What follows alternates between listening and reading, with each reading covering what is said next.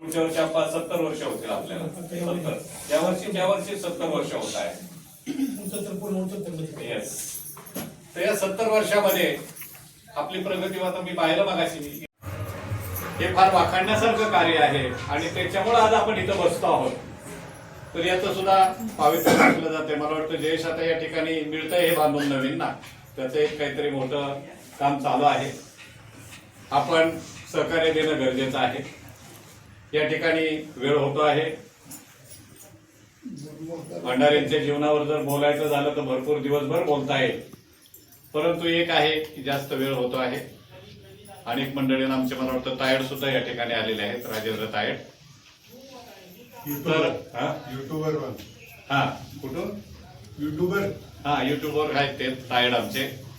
तर आपण सर्वांनी त्यांचा आदर्श घेणं गरजेचं आहे. भारतीय बौद्ध महासभा मुंबई प्रदेश, खंडाळा तालुका डॉक्टर बाबासाहेब आंबेडकर स्मारक समिती या स्मारक समितीचा सरचिटणीस या नात्यानं, त्याचबरोबर सुभेदार रामजी आंबेडकर नगर या नगराचा अध्यक्ष म्हणून आणि भारतीय बौद्ध महासभा खंडाळा तालुका या महासभेच्या वतीनं तसेच समस्त जावळे परिवाराच्या वतीने मी त्यांना विनम्र अभिवादन करतो आणि या ठिकाणी थांबतो. जय भीम, जय बुद्ध, जय भारत. प्रथम पुण्यस्मरण आहे ते आपले दादा आणि जमलेले सर्वांची नाव घेत नाही, पण सर्वांच म्हणजे जे काय मान्यवर असतील, जे उपासक उपासिका यांना सर्वांना जय भीम करतो. मला आता या दादांच्या बद्दल काही कल्पना नाही बोलण्यासाठी की आपलं त्यांचा मला काय एवढा परिचय नाही, परंतु जय जावळे हे म्हटले काहीतरी थोडस प्रबोधन करण्यासाठी या म्हणून आलो आणि खरोखर प्रबोधन करणं गरजेचं आहे.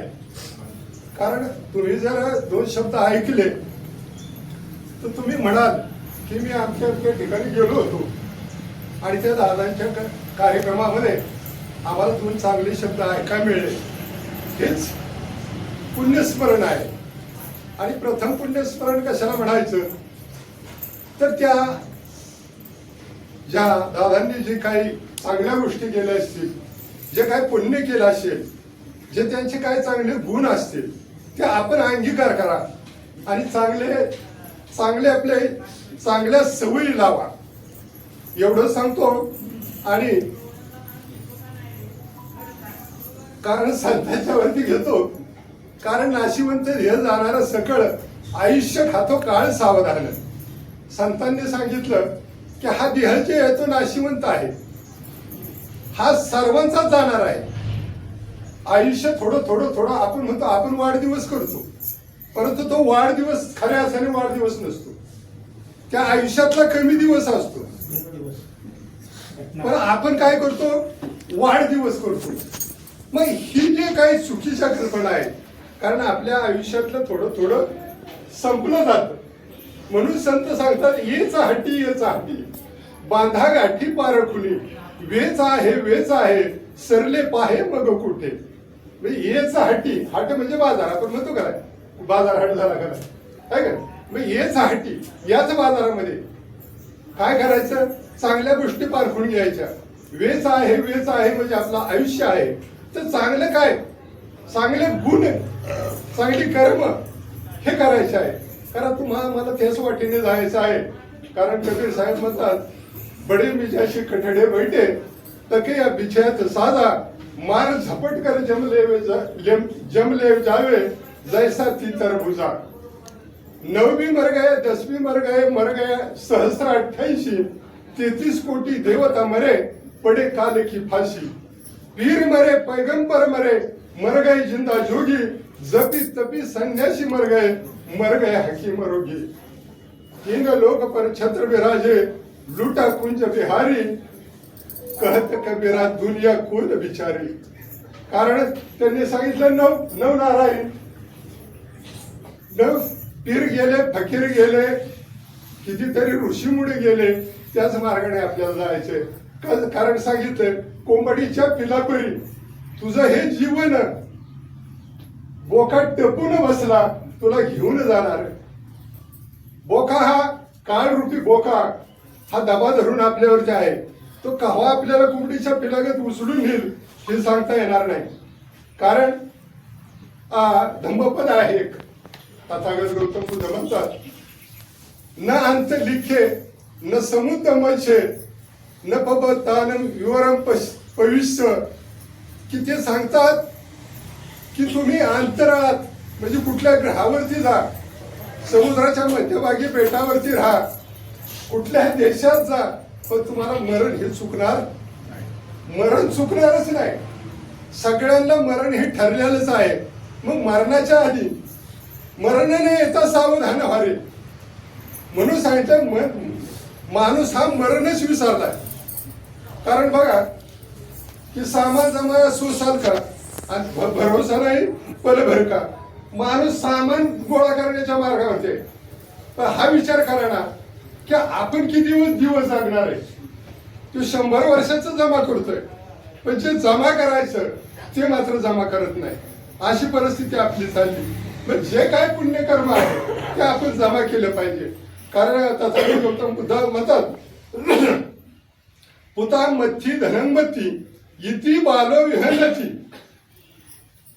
पुता मथी धनंमती इति बालो विहती, आता ही आत्मनो नथी कुतो पुता कुतो धन. त्याचा असा अर्थ आहे, जे लोक म्हणतात पुत्र माझा, मुलं माझी, बायको माझी, धन माझी, संपत्ती माझं, पण हा विचार करा, हे जे शरीर आपलं आहे, आता ही आत्मनो नथी, तर म्हणजे शरीर, हे जे शरीर आपलं आपण म्हणतोय ते देखील आपलं नाही. हे आपलं ते थोडस वापरण्यासाठी दिलंय. कारण एक गीतकार म्हणतो की हे भाड्या किंवा पररासिद्ध म्हणतात की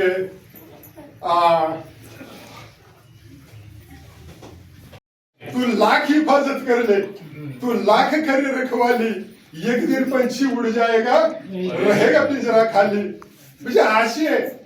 तुम्ही किती प्रयत्न करा, किती बंदोबस्त तुम्ही वाटत ती रायफलदारी ठेवा तुमच्या बंदोबस्ताला, पण तो एक ना एक दिवस हा आपला रिकामा पिंजरा पडणार आहे. मी ह्याची आपण दक्षता घेतली पाहिजे. आणि जोपर्यंत आपलं चांगलं जीवन आहे तोपर्यंत आपण चांगलं जगलं पाहिजे. कारण पुथामथी सांगितलं, ह्या जगामध्ये कुणी कुणाचं नाही, एकला यायचं एक जात नाही. कारण बघा आता ही आत्मनिर्भरती, हे शरीर कसं आहे, आपल्यामध्ये म्हणतात 5 स्कंद आणि हिंदू धर्मामध्ये त्याला म्हणतात 5 तत्व. मग हे आपलं 5 तत्वाचं शरीर आहे. आग, तेज, वायू, आकाश आणि पृथ्वी, हे 5 तत्वाचा ध्येय आहे. आणि हा 5 तत्वाचा ध्येय तुम्हाला आम्हाला कसा दिला, उसना दिलाय. कारण उसने आलं तर सुख वाटे जीवा, देता जीवा दुःख कैसे. कारण आता किंवा बाजू राहिली नाही उसण्याची, आहे का नाही. आता आमच्या काळात होत ऊस नाही ना माहिती, कुणाला कांदा लागत असेल, पाहुणा आला असेल, चहापत्ती लागते किंवा साखर लागते, आई टायमिंगला दुकानात येत असतात. आणि त्यामुळे शेजारी पाजाराकडून आपण उसणं आणतो. पण काय अशी प्रथा होती, ती उसणं आणलं की काय बाया विसरून जायच्या, परत द्यायच्या नावच घ्यायचं नाही. म्हणून सांगितलं उसने आणता सुख वाटे जीवा आणि देता जीवा दुःख कैसे. कारण उसना आणलं ती कसं आहे, ती द्यायचंय हे लक्षात घेतलं पाहिजे, ती द्यायचं हे लक्षात घेतलं पाहिजे. म्हणून सांगितले संतांनी की उसने आणता सुख वाटे जीवा, देता जीवा दुःख कैसे. जयाचे आणले तयाशी देणे, मिरवणे तयाचे काय सुख. बघा आमच्या काळात अशी, म्हणजे पूर्वीच्या काळात नोकरी धंदा नव्हता.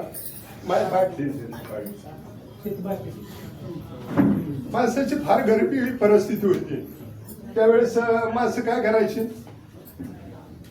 बाईचंच उदाहरण आपण घ्या, कुठं लागणारा कुठं सांभाळायला जायचं झालं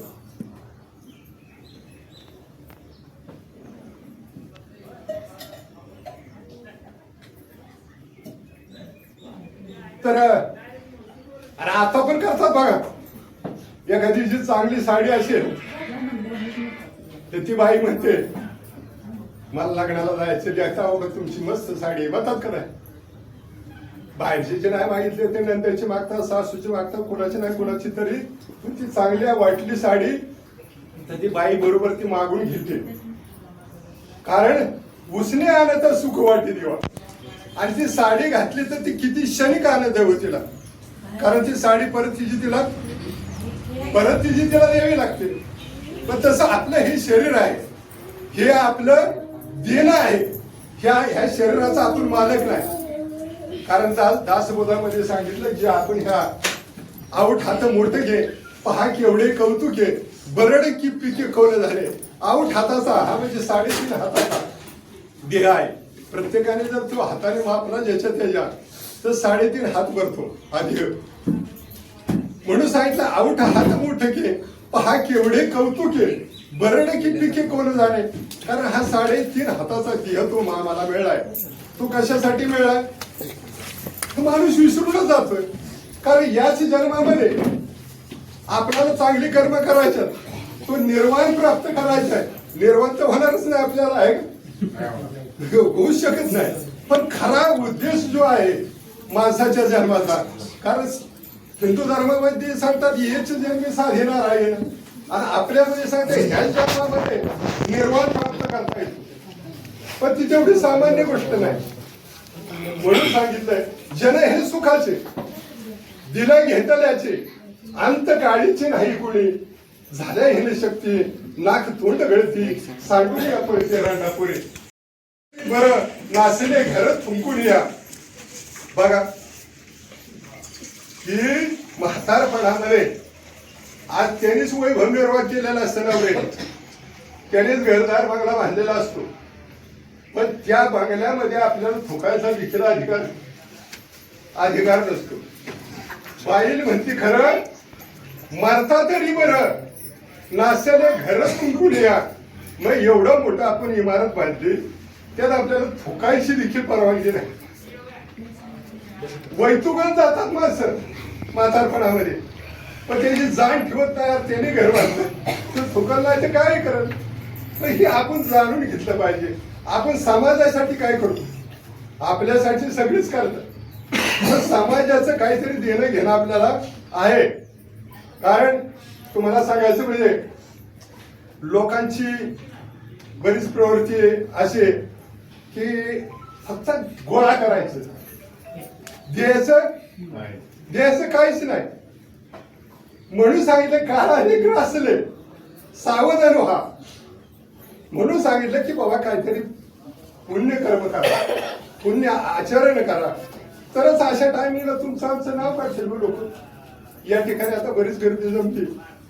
कशासाठी जमली होत्या, माणुसकी होती ना त्या दादांची, त्यासाठी जमले. मग आपण असा विचार करायचा आपण देखील चांगलं कर्म केलं पाहिजे, चांगलं वागलं पाहिजे. आपलं हे उसणं आहे की आपण कुणाचं तरी देणं लागतोय म्हणून हिथं आलं पाहिजे. मग सांगायचं झालं तर नाही कुणाची कुणी तुझे नव्हे रे कोणी आणि ती एकला जाशील प्राण्या माझे माझे म्हणून प्राण्यात मायेचा बाजार. सांगितलं नाही कुणाची कुणी तर कुणी कुणाचं नाही. आणि ती एकटाच जायचंय आणि ती एकला जाशील प्राण्यात माझे माझे म्हणून प्राण्या मायेचा बाजार. हा सगळा मायेचा बाजार आहे. कारण जोपर्यंत आपण अण्णा अण्णा अण्णा म्हणतो, काय काय मला तिथलं पोर अण्णा म्हणतात, आमच्या घरात बरीच मला अण्णा म्हणतात. पण असं आहे त्याचं, जोपर्यंत अण्णा घरात आणून देतो तोपर्यंत अन्नाला किंमत असते. पण अण्णा काय एकदा घरात आणायचा बंद झाला तर आपल्याच घरात अन्नाला भाग होतो. हे ध्यानात घ्या. म्हणून माणसाने काय केलं पाहिजे, स्वार्थासाठी करा, सगळीच करतात. कारण आपल्या जवळ असेल तर आपण दुसऱ्याला देऊ का, आपण केलं पाहिजे. पण त्यातून पण थोडस लय नाही पण थोडस समाजासाठी केलं पाहिजे, तरच आपण आपल्या जीवनामध्ये सार्थक करू शकतो. कारण तुम्हाला सांगायचं हे संतांनी सगळं सांगितलं. रामदास स्वामी म्हणतात 40 वर्ष झाली, डोळा 40 आली, 50 वर्ष होती, हत्ती दाताच्या पंगती, श्याम केश शुभ्र होती, तया म्हातारा म्हणती 70ची होता रचना, उठवेना बसवेना 4 दिसा मिळून 80, मग तू झाला तामशी, जीवना वेगळी मासुळी, तैसा होय कासाविशी, वर्ष झाली 90, बोलवेना एक शब्द, पत्नी मुले म्हणती सोडू आता याचा संबंध. शतमान पुरुष झाला, आला तसा वाया गेला, आणि रामदासाची या बोला लक्षाचा वर 80चा झाला.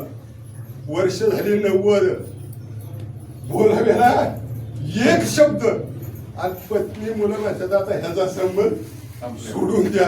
हे लईच त्रास द्यायला लागले. कारण म्हणते रांडेचा म्हातारा जर धुकी येत असेल तर त्याला शिव्या द्यायला माणूस म्हणतात कवाही मरते कोणा. अशी परिस्थिती आपली आहे. मग आपण एक ना एक दिवस जाणार आहे याचा आपण विचार केला पाहिजे. म्हणून आपल्याला चांगली सत्कर्म केली पाहिजेत. बंधूंनो, या ठिकाणी बोलावंसं भरपूर वाटतं. टायमिंगचं सांगा, हा वेळ सांगा. कारण एकदा लिंक लागली तर माणूस बोलत राहतो. कारण हा मायेचा बाजार आहे. कारण जोपर्यंत आपण त्या घरामध्ये प्रपंचामध्ये जोपर्यंत आपलं चाललंय चांगलं तोपर्यंत आपल्याला कुणी दादा दादा काका म्हणतो. पण जर का आपण बसलो एका जागेवरती तर आपल्याला कुणी विचारत नाही. कारण तुम्हाला सांगायचं झालं, समाजाची रीतच अशी, सासू मरे सून रडे वरवर डोळे पुशे. तिला काय माया नसते, म्हणजे सगळ्याच तशा नसते. सासू मिली हे प्रत्येकाला बरं वाटतं, बरी झाली मिली. सासू मरे सून रडे पण वरवर डोळे पुशे. कारण एक अशीच म्हातारी सकाळी सकाळी पिंडीला गावताला गेली, जनावर होती, गेली आणि तिकडं तिला साप चावला. काय तर त्याला पाय लागलं आणि ती म्हातारी गेली. आता तिची 4 पोरं होती. ती कोण गुजरातला होतं, कोण मुंबईला होतं, लांब लांब ठिकाणी होती. आणि त्यावेळेस काही मोबाईल वगैरे काय नव्हते, तार करायची तार. आता त्या तारा केल्या, गाड्यांची सोय नव्हती. म्हातारी सकाळी आज मेलेली, ती माणसं जमायला दुसऱ्या दिवशी 2-3 वाजले माती द्यायला. सुनांचं सांगतो, 2-3 वाजले. 4 सुना होत्या. आता दुसऱ्या दिवशी 2-4 वाजता ती प्रेत यात्रा निघाली. तिची धाकटी सून होती, तिला भुकेने व्याकुळ झाली होती. तिला दुःख कशाचं होतं, का सासूचं होतं, भुकेचं. तिला भूका इतकी अनावर झाली. आणि ती पहिले वारा घालायच्या, आता नाही घालत. आता प्रेत यात्रा झाले की मग त्या सुना किंवा लेकी पादराने वारा घालायच्या. आणि ह्या 4 जणी अशा वारा घालत होत्या. भूकचा आगडोम चालला होता पोटात. आणि त्या पादराची प्रेत यात्रा चालली होती. आणि वरती जांभळाची झाडं पिकली होती. कशाची? जांभळं पिकली होती. आता ह्या सुनाला अतिशय भूक लागली होती. काय लागली?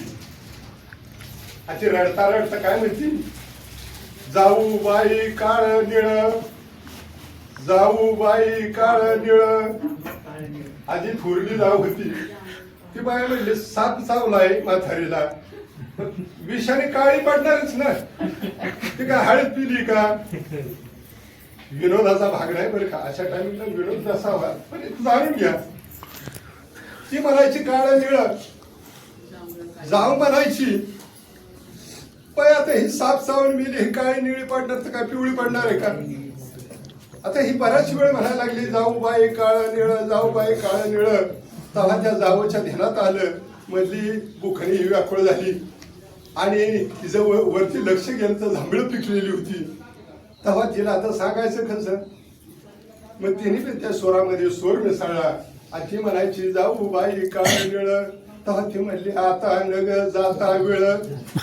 म्हणजे असं आहे, रडणं कसं आहे, जन हे सारं तिला घेतल्याचे अंतकाळीचे कुणी नाही.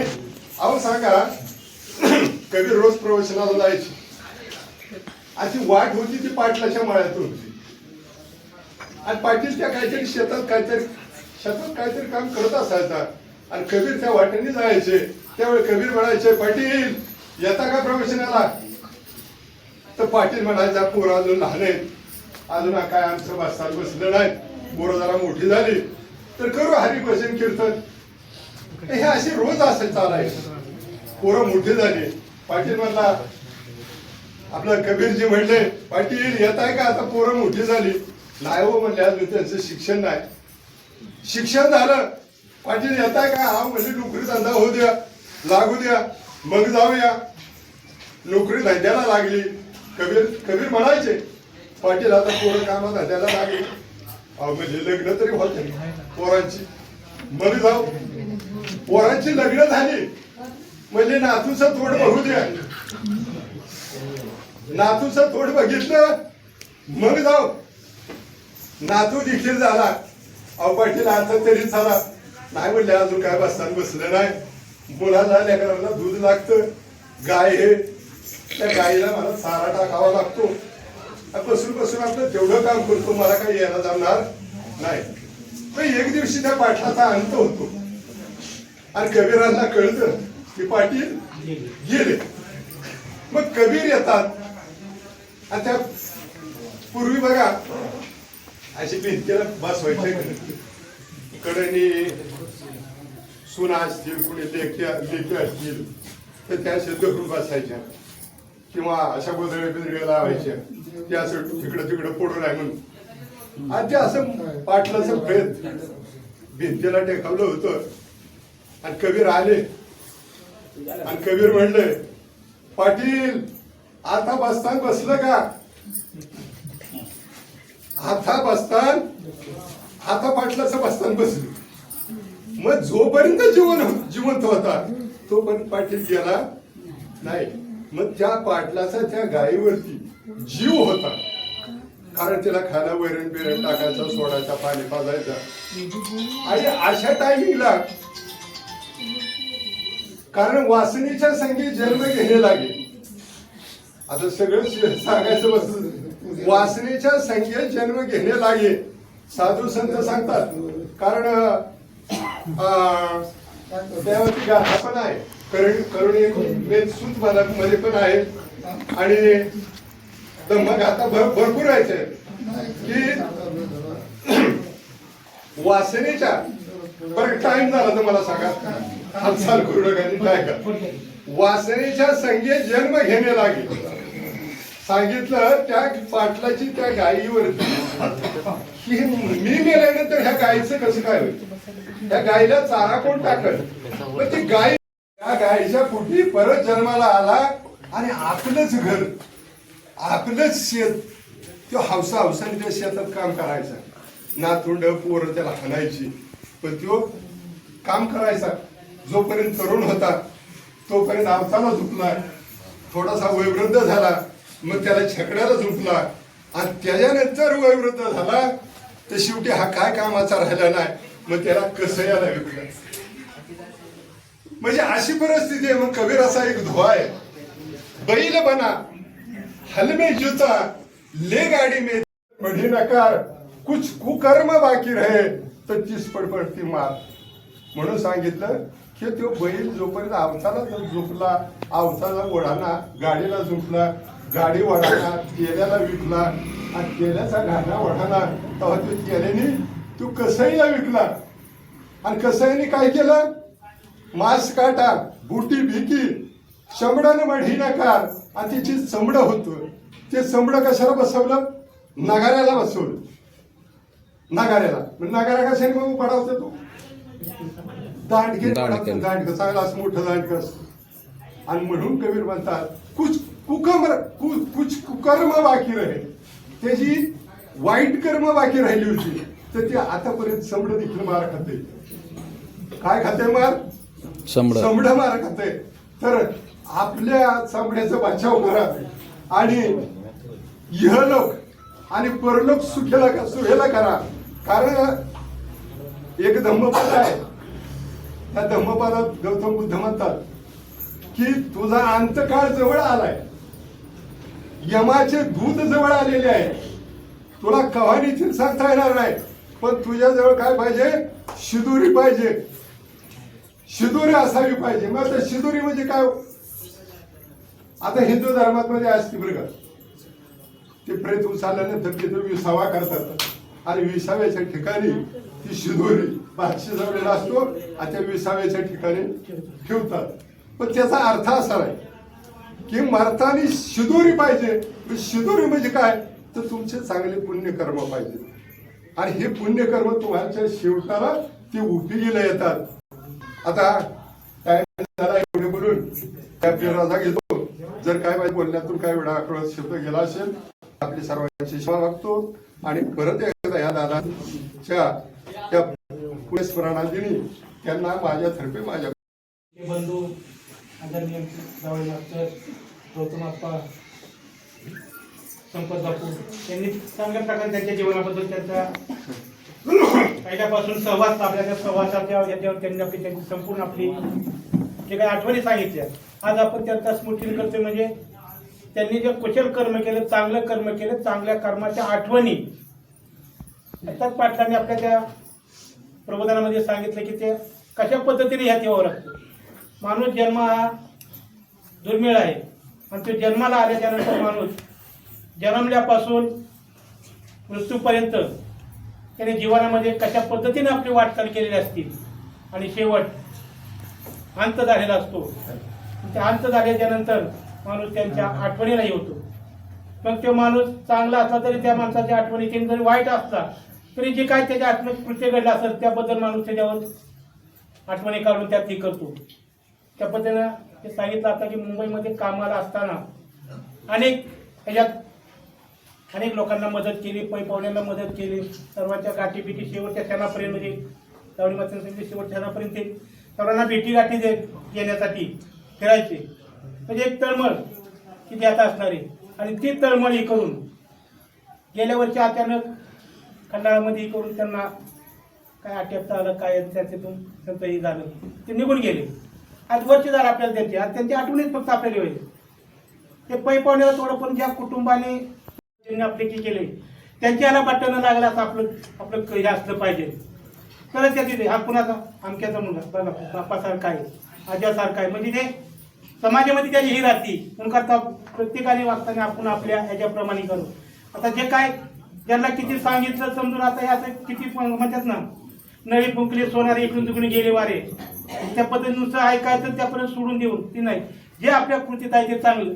आज आपण ह्या तिथं जे फोटो लावले त्या फोटोंची पूजा करतो, हे कशा करता हे करतोय. त्यांनी स्वतःच्या कुटुंबाचं किंवा ह्याच्यात ही जर केलं असतं तर हे आपण हार घालून पूजा केली असते. आज ह्या महामानवांना संपूर्ण जीवन समाजासाठी ह्याच्यासाठी व्यतीत केलं. आज राजकुमार असताना वयाच्या 29व्या वर्षी ग्रहत्याग करून अनेक 6 वर्ष तपश्चर्या करून हा पवित्र असा धम्म ही केला आणि तो धम्म आपल्याला दिला. तो धम्म आपल्याला महामानवाने आपल्याला 56 साली दिला. आज आता आपले 69 पूर्ण होते बुद्धीच्या गुरुवारी 2 तारखेला 70 वर्षाचं पदार्पण करतोय. आज त्यांनी दिलेलं आपण किती आचरण करतो, किती यात येतो, त्याचं आपण हे केलं पाहिजे. हा धम्म विज्ञानावर आधारित आहे. त्या धम्माच्या ज्यावर आज बघा आरक्षणाच्या याच्यावर अनेक हे चाललेले आहेत. काल एक पोस्ट ऐकली घेतली तेव्हा त्या एक जण ती केली की पूर्व आश्रमीची महार आणि आता जे बौद्ध ते सुधारणे नुसते त्यांचे आरक्षण हे नाही, त्यांनी सर्व ब्राह्मणांच्या आत्म सोडून दिले, ब्राह्मणांच्या पासून कुठल्या विधी करण्यास सोडून दिलं, सगळं देवदेव सोडून दिलं. आणि म्हणून करतात तो समाजात बाबासाहेबांनी शिक्षणाचं महत्व दिलं, म्हणजे शिक्षण घेऊन आज तो समाज आहे. नुसत्या आरक्षणाने त्यांची प्रगती झालेली नाही तर त्यांनी सर्व जुनं सोडून दिलेलं आहे. आणि म्हणून करतात त्यात करा सर्व बहुजन समाजाने त्यांनी त्याच्यावर हे केलेलं आहे, आवाहन केलेलं आहे की तुम्ही हे सोडा, तुमची प्रगती त्या पद्धतीने होईल. म्हणून आपली नुसते आरक्षण नाही तर त्याच्या पद्धतीने आज आपली बाबासाहेबांच्या विचाराने चालल्यामुळं सर्व आपण सोडून दिलेलं आहे. आज या ठिकाणी असतं आपण हिंदू धर्माच्या याच्यामध्ये केलं असतो तर या ठिकाणी बरंचसं आता हे झाल्यावर हे ठेवलं असतं, काय त्यांचं असं ते घेते त्यात हे नाही. संत कबीर एका द्वयामध्ये म्हणतात जिंदे बाप को रोटी ना खिलवाए, जिंदे बाप को रोटी ना खिलवाए, मुर्दे को खिलवाए, कावा कावा पुकारे. अरे जिवंतपणे त्या आई बापाला तर त्यांनी काय माहिती त्याची करत नाही, पण मेल्यानंतर त्यांचं जे काय असेल ती संपूर्ण त्यांना हे करायचं. ते काय खात्यात का? ते काय नाही. एकदा हवा निघून गेली, संपलं. त्यामुळे जिवंतपणे जे काय असेल आपल्या वाडवडिलांची आपण आपल्याला जर आपल्या मुलांच्या पासून सेवा करायची तर आपण आई वडिलांची सेवा चांगल्या पद्धतीने केली पाहिजे. ही आजच्या दिनी त्यांचे हे करतो. मी एक आमच्या मंगलताई गावळे श्रद्धांजली घेतो. काळाने माझा कसा घात केला, धनी कुंकवाचा हिरावून नेला. काळाने माझा कसा घात केला, काळाने माझा कसा घात केला. धन्यविना मी कशी सुखी राहू, चिल्या पिल्यांच्या मनाला कसा धीर देऊ. दुःखात लोटले साऱ्या घरकुला. काळाने माझा कसा घात केला, काळाने माझा कसा घात केला. सोडून गेला या जीवनाचा साथी, मरणे जुरुनी आज दिन रात्री. सोडून गेला या जीवनाचा साथी, मरणे जुरुनी आज दिन रात्री. आली अवकळा माझ्या जीवनाला, काळाने माझा कसा घात केला, काळाने माझा कसा घात केला. आनंदात होते मी धन्याच्या बरोबर, आनंदात होते मी धन्याच्या बरोबर. उदास वाटे मजला आता घर, उदास वाटे मजला आता घर. सावरू कशी मी सांगा संसाराला. काळाने माझा कसा घात केला, काळाने माझा कसा घात केला. ओढीत असता संसार गाडी, काळाने आमुची फोडली जोडी. ओढीत असता संसार गाडी, काळाने आमुची फोडली जोडी. यात नाशी का दिली मला, काळाने माझा कसा घात केला, काळाने माझा कसा घात केला. मारुती वाणी गणगोत्र येतील, माझ्या जीवाला धीर सार देतील. सौभाग्य गेलं मी सांगू कुणाला, काळाने माझा कसा घात केला, काळाने माझा कसा घात केला. धनी कुंकवाचा हिरावून नेला. काळाने माझा कसा घात केला, काळाने माझा कसा घात केला. अचानक आट्या घेऊन गेल्या वर्षी गेलं, टपून बसलेला आहे आपल्याला. कधी आपला हे जाईल, उडी आहे एक जण पंचीर आहे का पिंजरा खाली. एक दिवस उडून जाणार ह्याची आणि आपण त्यात राहणार. त्यामुळं त्या दुःखावर हे करत न बसता भगवान बुद्धांनी सांगितले दुःख करू नका. ते दुःख प्रत्येकाच्या राहीत दुःख वाट्याला येते. प्रत्येक जणांना त्या मार्गाने जायचं आहे. वयाच्या 80 वर्षी तथागत भगवान बुद्ध हे आपल्यातून निघून गेले पाहिजे. आणि म्हणून करता आपण आई वडिलांची सेवा केली पाहिजे. आई वडील कशी असतात, आई वडिलांची आईची तर आपल्याला येते गडोगडी आठवणीची आईची. पण जो संसारामध्ये कुटुंबाचं पोलन पालन करणारा बाप असतो त्या बापाने संपूर्ण त्या धनी आई मायेचा सागर बाप सागराचा किनारा आई मायेचा सागर बाप सागराचा किनारा शब्दरूपी लाटांचा किनाऱ्यालाच मारा शब्दरूपी लाटांचा त्या किनाऱ्यालाच मारा लेकाच्या भविष्यासाठी बाप दिन रात धडपडतो लेकीच्या लग्नामध्ये बाप हमसून रडतो लेकाच्या भविष्यासाठी बाप दिन रात्र धडपडतो लेकीच्या लग्नामध्ये बाप हमसून रडतो लेक त्याची लाडाची चांदणी बाप माझा वेदनांचा धनी बाप नसतो कुणाच्या ध्यानी मनी बाप माझा वेदनांचा धनी बाप गेल्यावरती कळेल त्या कुंकवाचं मोल बाप गेल्यावरती कळेल त्या कुंकवाचं मोल मुलांना कळून येईल काय होता बापचा रोल मुलांना कळून येईल काय होता बापाचा रोल आई म्हणजे रुक्मिणी माता बापात विठ्ठल पावा आई म्हणजे रुक्मिणी माता बापात विठ्ठल पावा त्या दोन दैवता पोटी पुन्हा पुन्हा मी जन्म घ्यावा त्या दोन दैवता पोटी पुन्हा पुन्हा मी जन्म घ्यावा जपा त्यांना कुणाच्या ध्यानी मनी बाप माझा वेदनांचा धनी साधू साधू साधू ठिकाणी